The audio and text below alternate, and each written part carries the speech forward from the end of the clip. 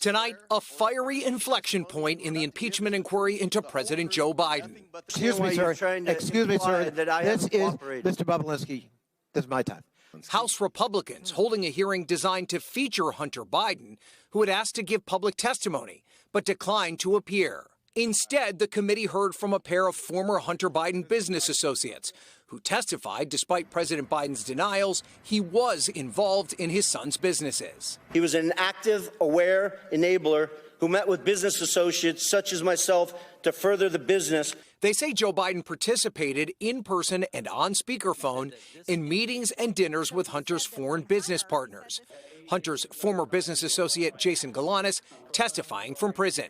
The vice president said hello, some pleasantries, and then hope you had safe travels. And then said, quote, okay, you be good to my boy. But Democrats firing back, saying there was no evidence of a crime.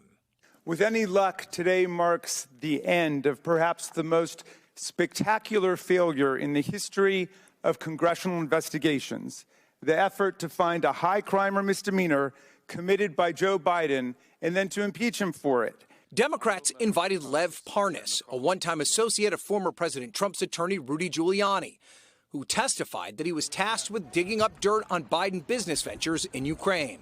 I found precisely zero evidence of the Biden's corruption in Ukraine. In an exclusive interview, Parnas accused Republicans of being willing accomplices of the Kremlin. They're not getting down to the truth. All they're doing is pushing the same Russian narrative and propaganda.